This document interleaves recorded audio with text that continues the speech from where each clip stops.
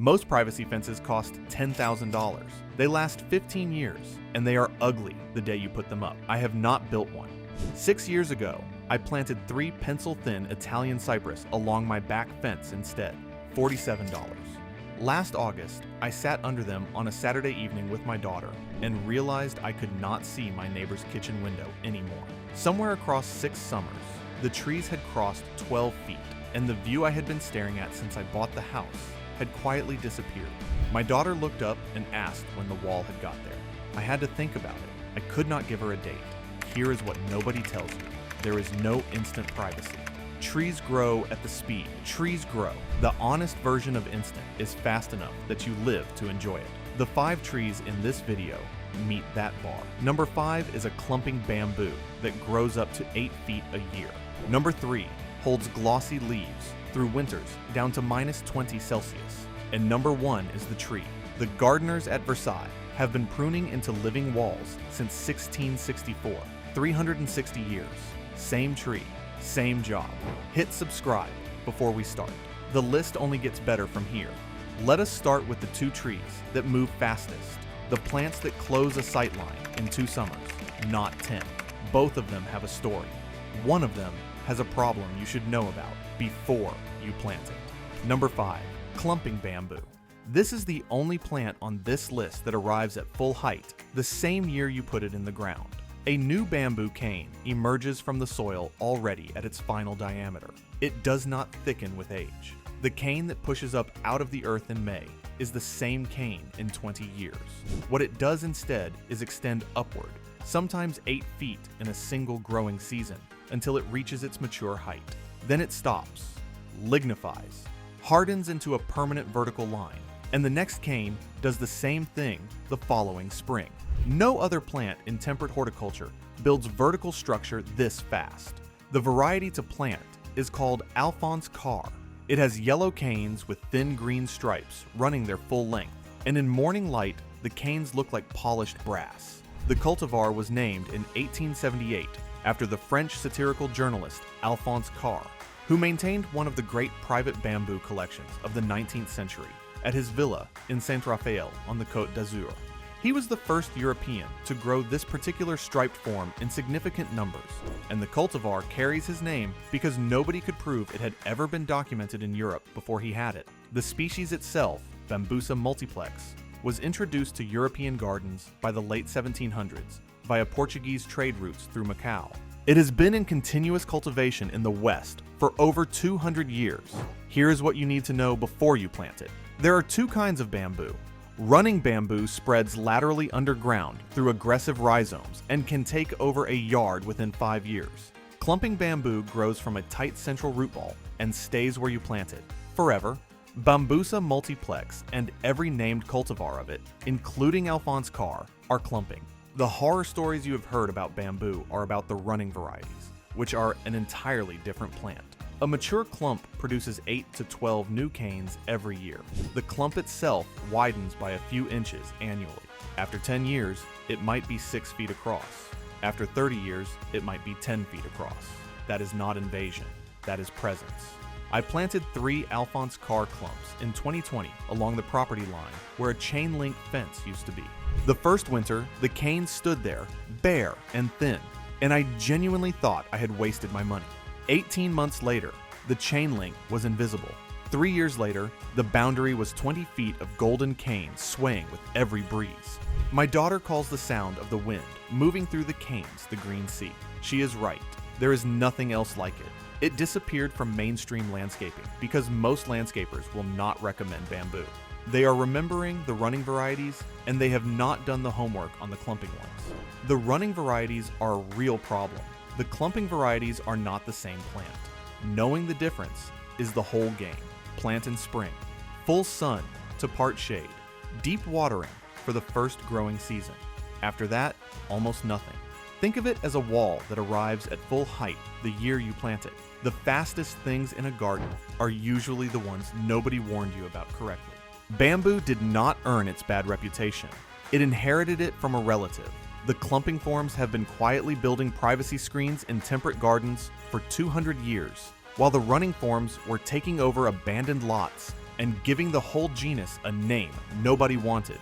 The plant did not change. The information did. Most landscapers are still working from the wrong file. Number 4. Leland cypress. This tree should not exist. In 1888, on the grounds of Leighton Hall in Powys, Wales, 2 cypress trees from opposite ends of the world cross-pollinated by accident. The Monterey cypress in the garden was native to a single fog-bound stretch of California coastline. The Nootka cypress beside it was native to the rainforests of southeast Alaska. The 2 species had been separated by an entire continent for tens of thousands of years. Their natural ranges did not overlap. They had no business producing viable seed together. But the wind carried pollen between them. The seeds dropped, and the seedlings that came up were something new. The owner of the estate, a Welshman named Christopher Leland, recognized what he was looking at. The seedlings were sterile, faster growing than either parent, and tolerant of conditions that should have killed them. He propagated them by cuttings and named the new tree after himself. Every Leland cypress alive today, in every garden center in every country, is a clone of those original Welsh accidents. That is the romantic version of the story. Here's the rest of it. Leland cypress grows 3 to 4 feet a year. It reaches 50 to 70 feet in 15 to 20 years. It tolerates almost any soil. It is evergreen.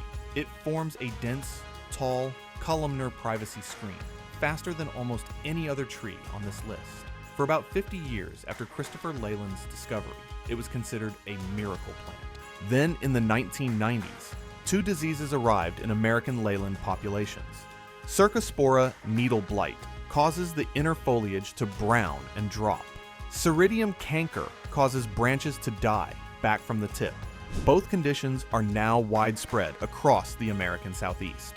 A row of Lelands planted today in Atlanta, Charlotte, or Birmingham will likely show disease pressure within 7 to 10 years. The reason the diseases hit so hard is the same reason the tree exists. Every Leland is genetically identical to every other Leland. There is no genetic variation, no individual resistance. When a disease finds one tree, it finds all of them. The varieties are mostly cosmetic. Castlewellan Gold has gold-tipped foliage. Naylor's Blue is a bluer gray. Leighton Green is the original form from the Welsh estate. The genetics underneath are the same. Here is the honest assessment. Leland cypress still works in cooler, drier climates where the disease pressure is lower. The Pacific Northwest, the Upper Midwest, the British Isles, parts of Canada. It is fast. It is dramatic. And in the right region, it will do exactly what you want it to do. In the warm, humid Southeast, it is a 15-year tree at best. The fast growth is real. The longevity is not. If you live in a region where the diseases are established, the most expensive thing about Leland cypress is removing it after it dies. Plant in full sun. Space at least 8 feet apart. Do not plant in a row of fewer than 3 trees, because Leland is famous for losing 1 or 2 specimens to disease and looking ragged afterwards. The redundancy buys you time. Think of it as a tree that does the impossible for the first decade and demands you pay attention after that. The most extraordinary plants in a garden are sometimes the ones that ask the most of the future. Leland cypress is a case study in what happens when a single accident becomes the only answer the industry knows how to sell. The tree itself is not the problem. The monoculture is. Every Leland in the world being the same plant means every Leland in the world has the same vulnerabilities. There is a quieter lesson in that for any garden. The plants we love most are usually the ones we have planted in numbers small enough that none of them has to carry the whole job alone. Now, we move into the 2 trees that grow fast enough to give you a screen in 3 or 4 years and live long enough that you will never have to plant them again. This is the zone serious gardeners actually choose from. Speed is real. Permanence is real. The trees in this section give you both. Number 3, ship laurel. This is the plant from the hook, the one that holds glossy green leaves through every winter down to -20 Celsius. Most broadleaf evergreens lie about being evergreen. Walk past a row of cherry laurels in February in a cold climate, and you will see what I mean. The leaves curl, they yellow, they look stressed. By March, they are dropping. The plant is technically alive. The privacy screen is functionally gone for 3 months of the year. Ship laurel does not do this. The cultivar is properly called Prunus lauricerasus shipcaensis, and it was discovered in the late 1800s in the Balkan Mountains, on the slopes around the Shipka Pass in central Bulgaria. The Spath Nursery in Berlin, one of the most influential horticultural firms in 19th century Europe, propagated it under the abbreviated name we still use today. The cultivar's claim to fame was simple. It tolerated cold that killed other forms of cherry laurel. The original cherry laurel, Prunus lauricerasus, was introduced to European gardens by the French botanist Pierre Bellon in 1546 from the Black Sea coast of Turkey, but the species form is only marginally hardy north of the Alps. The Shipka Pass form changed that completely. A ship laurel in February, after a hard frost, looks exactly the way it looks in June. The leaves are a deep, glossy green, slightly elongated and narrower than the standard cherry laurel form, and they reflect light the way a waxed surface does. In a winter garden, when nothing else has any structure, the ship looks like the only plant in the bed that did not get the memo about the cold. The plant grows 2 to 3 feet per year. It reaches 10 to 12 feet at maturity. It tolerates shade better than almost any other privacy evergreen. It holds a dense form without much pruning. It lives 60 to 100 years. White flower spikes in spring smell faintly of almond and feed pollinators for about 3 weeks. Small dark berries follow in late summer, eaten by birds. The variety Autoleucon stays compact at 3 feet for shorter screens. Caucasica is broader and faster growing. Shipcaensis is the upright form most people actually want for hedging. I planted 6 ship laurels along a north-facing fence in 2019. The bed got 2 hours of direct sun a day. Bark mulch had been the only option for years because nothing else would grow there. The laurels filled in within 3 seasons. Last February, after a snow, I walked past the fence on the way to the garage and stopped. The leaves looked like they had been waxed that morning. Every other evergreen on the property was browning at the edges. The ship looked fresh. I went back inside and told my wife to come look. She did not believe me until she saw it. It disappeared from mainstream landscaping because it is not a flashy plant. It does not bloom dramatically. It does not turn a color in autumn. It just does the job, year after year, without complaint. The garden centers push the dramatic plants because the dramatic plants sell. The reliable plants sit on the back shelf with smaller margins. Plant in autumn or early spring. Part shade to full sun, average soil, water in well. Then walk away. Think of it as the privacy tree that does not notice the winter. The toughest plants in a garden are usually the ones nobody bothered to dramatize. Ship laurel does not have a famous garden attached to its name. It does not have a cultivar that won a medal. It just has 130 years of quiet performance in the kind of difficult conditions that defeat almost every other broadleaf evergreen, and a glossy green wall in February when you most need to see one. Number 2, Japanese privet. This is the plant a Japanese gardener can shape into anything. Wall, column, cone, cloud, cube, spiral. The Japanese privet does whatever the gardener tells it to do. It has been the standard hedging plant in southern Japanese gardens since the Heian period, the imperial era that began in 794 and lasted almost 4 centuries. There are temple gardens in Kyoto with privet hedges, traceable back through generations of monastery gardeners, sheared the same way every spring for nearly 200 years. The plant arrived in Western horticulture in 1845, brought to the Netherlands by the German physician and botanist Philipp Franz von Siebold. Siebold had spent 6 years confined to the artificial trading island of Dejima in Nagasaki Bay, the only place foreign visitors were allowed to live during the Tokugawa shogunate's 200-year policy of national seclusion. He treated Japanese patients in exchange for plant specimens and information. The shogunate eventually accused him of espionage and expelled him in 1829. He smuggled most of his collection out concealed in shipments of other goods. Japanese privet was one of the few plants he was permitted to send openly because it was already considered ornamental rather than strategic. He cultivated it at Leiden Botanic Garden in the Netherlands, and from there, it spread across Europe and eventually to America. Ligustrum japonicum is evergreen. The leaves are glossy, dark green, oval, and leathery, about 3 inches long, holding their shine through every season. In early summer, the plant produces panicles of cream white flowers that smell faintly of vanilla. The bees work them for 2 weeks. Small black berries follow in autumn, eaten by birds. The plant grows 3 to 4 feet per year while young, slowing to 1 or 2 feet annually as it matures. It reaches 10 to 12 feet in 5 years. It tolerates almost any soil. It tolerates shade. It tolerates urban pollution that kills most other evergreens, which is why it is the standard street tree hedge in cities from Tokyo to Charleston. It can be sheared to any shape, any height, any frequency. It comes back from a hard prune within 2 seasons. The variety recurvifolium has wavy leaves and a slightly looser habit. Variegatum is green and cream. Texanum is the most heat tolerant, planted from Houston to Phoenix. Howard has gold-yellow new growth that ages to dark green. One important note before you plant.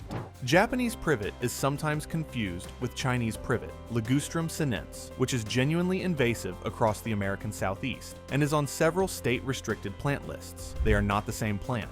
Japanese privet is well behaved. Chinese privet is the one you do not want. Read the botanical name on the tag before you buy. I planted 3 Japanese privets in 2018 along a side fence where I needed a screen between my driveway and the neighbors. They were 3-gallon containers when they went in, 4 feet tall. 5 years later, they are 11 feet, sheared into a clean rectangular wall, and last May, the vanilla scent of the flowers carried across the entire driveway every time I came home from work. The honeybees were so loud I could hear them from inside the car. It disappeared from mainstream landscaping in the American Southeast because the Chinese privet confusion damaged the reputation of the entire genus. Garden centers stopped stocking it. Landscapers stopped specifying it. A perfectly behaved plant was tarred with its cousin's record. Plant in autumn or early spring. Full sun to part shade. Average soil. Shear once or twice a year if you want a formal hedge. Leave it alone if you want a relaxed screen. Think of it as the tree that does what you ask, when you ask, and never asks anything back. The most agreeable plants in a garden are rarely the most celebrated. The Japanese privet has been quietly making the gardens of Kyoto possible for 1,200 years, and the gardens of Charleston possible for 150. Nobody writes books about it. The plant does not need books. It just keeps doing the job it was given. Every season, every year, every century, on the schedule it has always kept. If this is changing how you think about your boundary line, hit subscribe and the bell. Number 1 is the tree. The gardeners at Versailles have been pruning into walls since 1664, 360 years on the same patch of ground.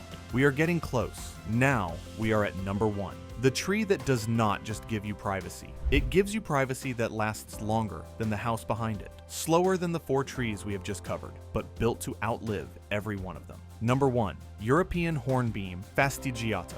The gardeners at Versailles have been pruning this tree into living walls since 1664. That is not a horticultural exaggeration. The hornbeam alleys in the gardens of the Palace of Versailles were laid out by the landscape architect André Lenotre between 1661 and 1664, under the direct commission of King Louis XIV. Some of those original trees are still standing in the same beds, 360 years on the same patch of ground, pruned the same way every winter by 20 different generations of royal gardeners and now state employees of the French Republic. No other privacy planting in Western horticulture comes close to that continuity. The species is Carpinus betulus, native to northern and central Europe. It is what English gardeners call a hedging tree because it tolerates pruning into any shape and at any height. The cultivar fastigiata was selected in 1883 from a chance seedling at the Gebruder Hesse nursery in Wiener in northern Germany. The Hesse brothers recognized that the seedling's narrow, vase-shaped, naturally upright habit made it ideal for hedging without the constant pruning the species form required.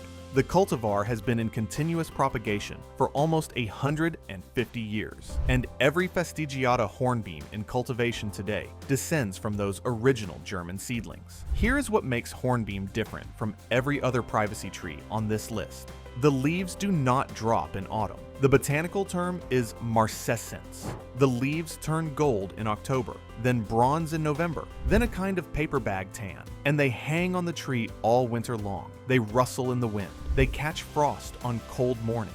From a privacy standpoint, the screen never goes transparent. Even in February, when every other deciduous tree on the street is bare, the hornbeam wall is still there. Then, in March, the new green leaves push the old ones off, and the cycle starts again. Beyond Versailles, hornbeam Malay were planted at Het Loo in the Netherlands by William of Orange in 1686, at Hampton Court Palace by Christopher Wren in the 1700s, at countless smaller European country estates since. The plant is the European equivalent of a cathedral column, slow, dignified, built to last. It grows 1 to 2 feet per year, while young, slower than most, assume but faster than the reputation suggests. It reaches 30 to 40 feet at maturity, if unpruned. It can be kept at any height through annual or biennial trimming. It lives 200 to 300 years routinely. The English Fastigiata at Westonbirt Arboretum in Gloucestershire are over 120 years old and still adding height. Frans Fontaine is even narrower and more columnar than Fastigiata, bred in the Netherlands in 1983. Pendula is a weeping form for specimen use rather than screening. I planted 3 Fastigiata hornbeams in 2017 along the front of my property to screen a road. They were 3-gallon containers, 6 feet tall when they went in. 8 years later, they stand 16 feet, with trunks the diameter of a wrist. My daughter, who was 7 when the trees went in, is 15 now. She is taller. The hornbeams are not done growing. Last autumn, she stood under one of them after school and asked how old it would be when she was 40. I had to do the math out loud. 32 years from now, the tree will be 40. It will still be a young hornbeam. It will still be adding height. They will be standing there long after I am gone, and probably long after she is gone too. Plant in autumn or early spring. Full sun to part shade, average soil. Stake for the first year, then leave it alone for a century. Think of it as a wall that will outlast the house behind it. The best privacy trees are not the ones that arrive instantly. They are the ones that stay. A hornbeam is not a plant you choose for next summer. It is a plant you choose for the summer your grandchildren will sit under it, telling somebody else's children that the trees were planted by a person they used to know. 5 trees. The first 4 give you a screen in 2 to 4 years. The 5th gives you a screen that will outlast the house, the deed, the family name, and the road it was planted to screen. Here is the truth about instant privacy. The word instant is the most expensive lie in landscaping. There is no instant tree. There is only fast and faster. And the trees everyone agrees are worth the wait. What we are really asking when we ask for instant privacy is to be allowed to live behind something we have not had to earn yet. Trees do not work that way. The shade you sit in this Saturday was somebody else's work 20 years ago. The shade somebody will sit in 20 years from now is yours if you plant it. You will not always be the gardener tending these trees. The bamboo, the laurel, the privet, the hornbeam along the fence. They will outlast the version of you that planted them. Some of them by decades. One of them by centuries. That is not a sad thought. It is the whole reason planting matters. The privacy you give yourself is also a gift you leave behind for someone you have not met. Some family will buy this house after I sell it. They will sit in the shade of the hornbeams without ever knowing my name, and that is exactly what the trees were planted for. Which one are you starting with? Drop it in the comments. Subscribe for the rest. The fence the next family sits behind is the one you plant this Saturday.